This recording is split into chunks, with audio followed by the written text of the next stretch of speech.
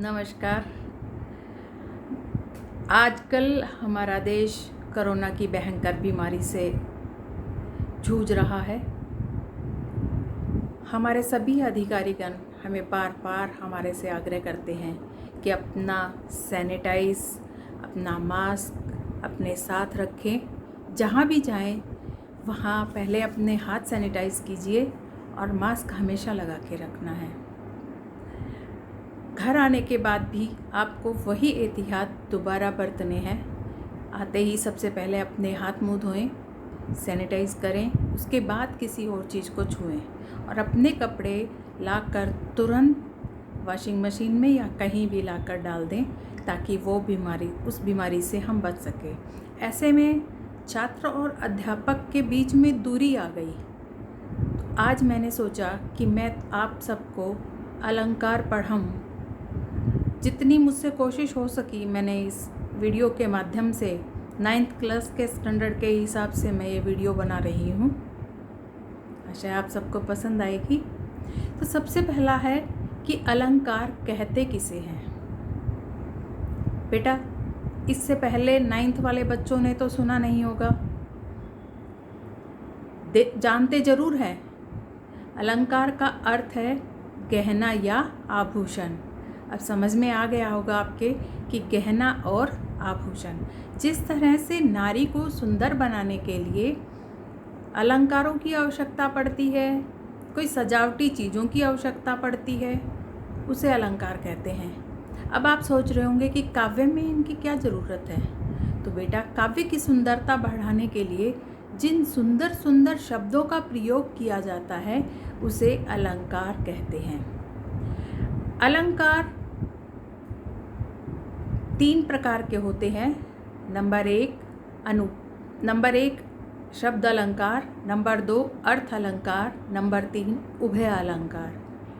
शब्द अलंकार किसे कहते हैं? नाम से ही प्रतीत हो रहा है, जहाँ शब्द के कारण काव्य में चमत्कार उत्पन्न होता है उसे हम शब्द अलंकार कहते हैं।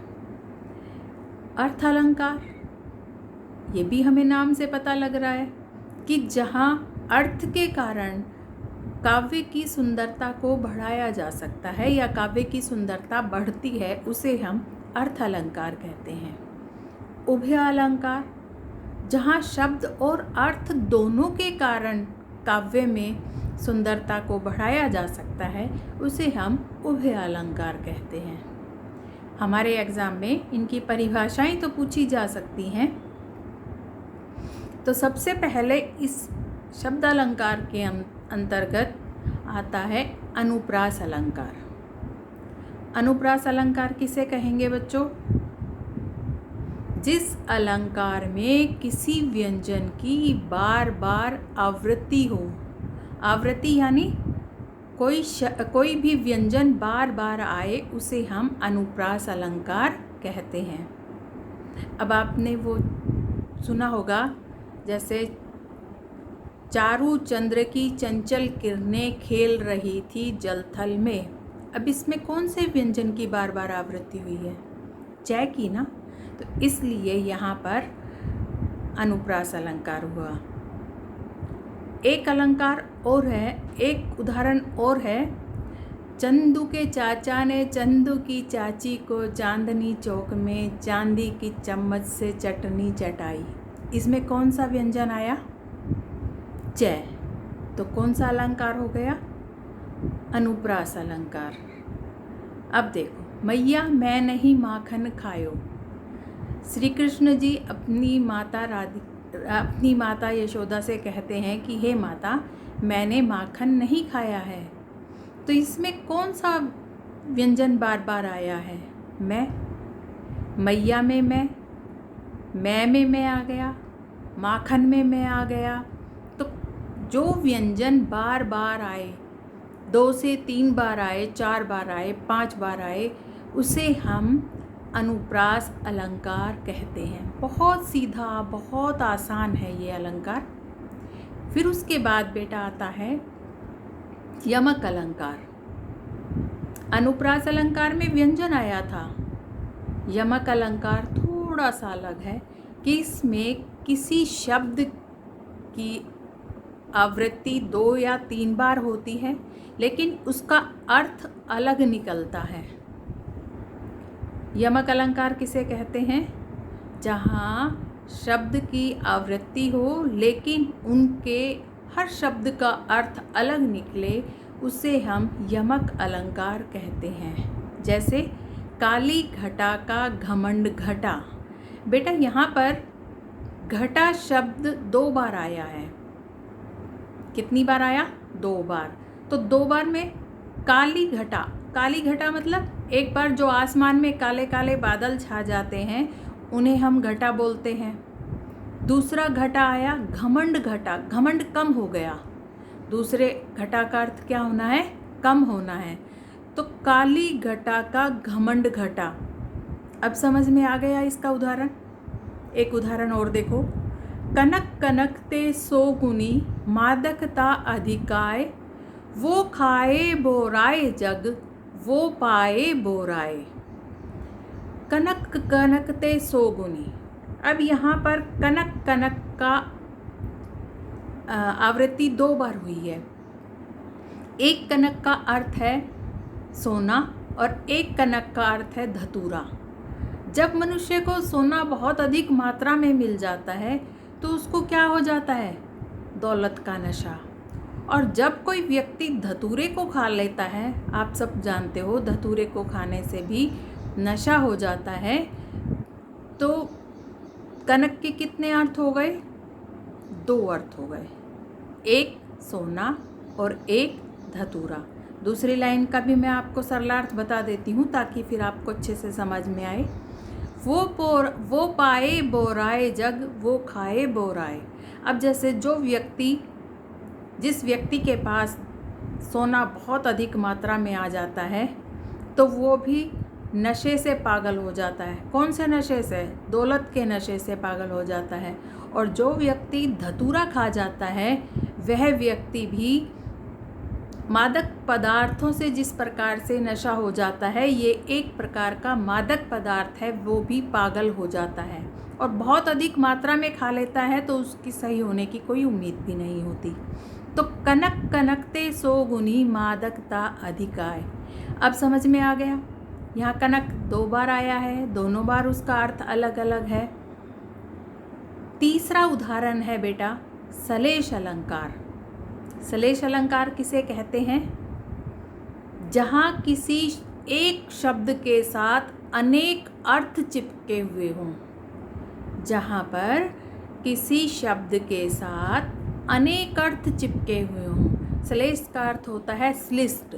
श्लिष्ट का मतलब होता है चिपकना, अर्थात उसके अनेक अर्थ निकलते हैं, उस एक शब्द के अनेक अर्थ निकलते हैं।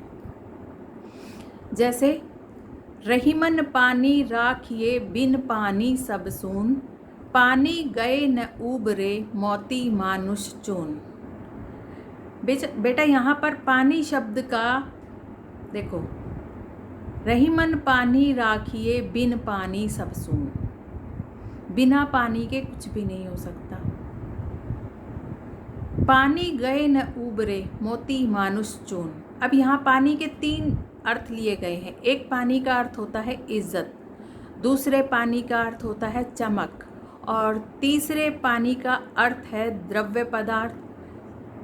और यहाँ पर चून का अर्थ भी लिया गया है। चून का अर्थ चूने से या आटे से लिया गया है। तो मोती की चमक चली जाने के बाद कुछ नहीं बचता। उसी प्रकार से आटा या चूना बिना पानी के उनको कोई फ़ायदा नहीं होने वाला। हम उसका किसी तरह से कोई प्रयोग नहीं कर सकते, क्योंकि पहले जब घरों में सफ़ेदी की जाती थी तो चूने में पानी डाल के की जाती थी। तीसरा अर्थ है मनुष्य के लिए। अगर मनुष्य का पानी उतर जाता, हम कई बार कहते हैं ना कि तेरा पानी मर गया, अर्थात इज्जत का चला जाना। तो इसलिए पानी के 3 अर्थ निकलते हैं। कौन कौन से अलग अलग चीज़ों के लिए हैं वो। उसी तरह से एक और उदाहरण देखिए। नल की अरु नल नीर की गति एको कर जोए,